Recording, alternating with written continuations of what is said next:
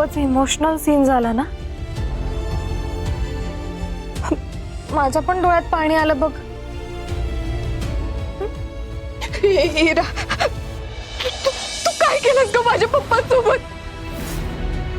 हे रक्ताचे डाग कसे त्यांच्या शर्टवर? सांग ना, काय केलंस तू? सावी, शांत हो सावी. तू जर एवढ्यातच कसलीस ना तर मग पुढे कसं होणार? कारण ही तर फक्त सुरुवात आहे. इथून पुढे खूप जास्त त्रास देणार आहे मी तुझ्या बापाला.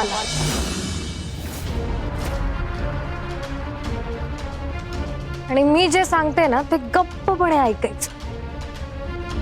तर पुढच्या वेळेला फक्त शर्ट नसेल, शर्ट मध्ये गुंडाळलेली बॉडी असेल तुझ्या बापाची.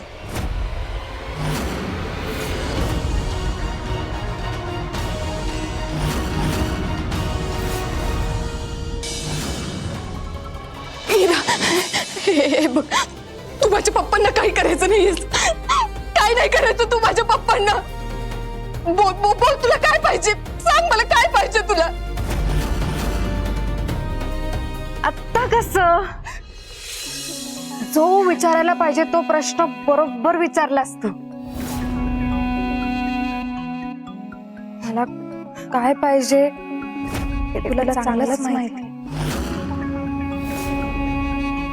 ज्या व्यक्तीवर माझं खूप जास्त प्रेम आहे ती व्यक्ती मला परत द्यावी.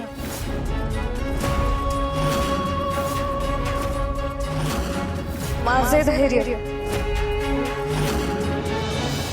प्रत्येक गोष्टीचं खापर सावीच्या डोक्यावर फोडायची गरज नाहीये. मी काही बोलत नाहीये याचा अर्थ असा नाही की तू तोंडाला येईल ते बोलशील. या सगळ्यात काय संबंध आहे सावीचा? काय संबंध आहे? आणि खरं मला काय वाटतं ते सांगू का? हे असलं कारस्थान जर कोणी करू शकतं ना ते फक्त तुम्ही दोघं आहात.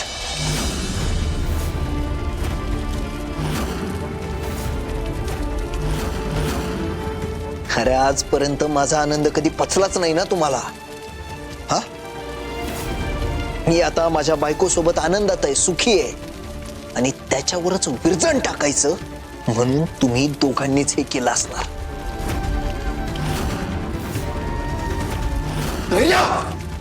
सोड त्याला.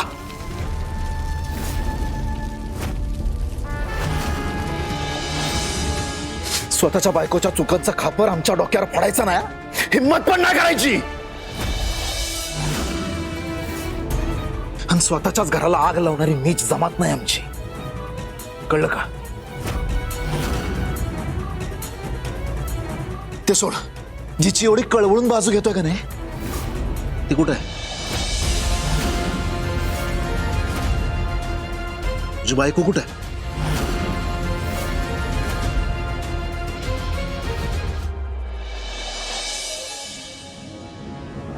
माझे धैर्य परत दे सावी.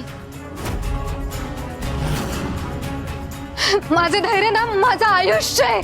मी माझ्या धैर्याशिवाय नाही जगू शकत. मी माझ्या धैर्याशिवाय कशी राहू, कशी जगू मी? म्हणून माझं धैर्य ना मला परत हवे. माझे धैर्य मला परत दे सावी. सावी, माझे धैर्य मला परत दे ग, परत दे. आणि तुझ्या बाबांना घेऊन जा.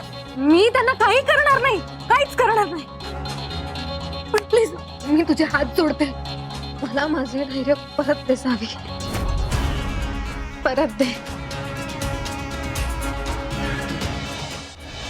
काय झालं?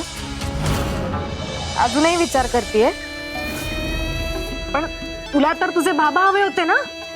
हा?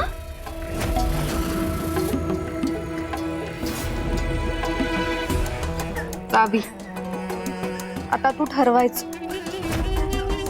तुला माझ्यावर विश्वास ठेवायचा आहे की नाही?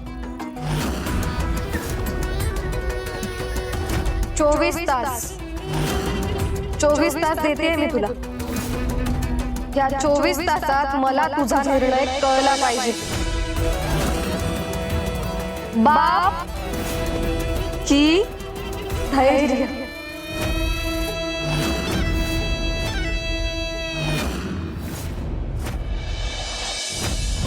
तुझ्या म्हणण्यानुसार निर्दोष आहे ना ती?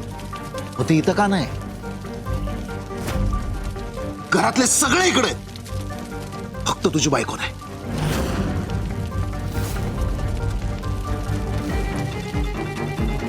का? मुद्दाम आली नाही ना ती इकडं?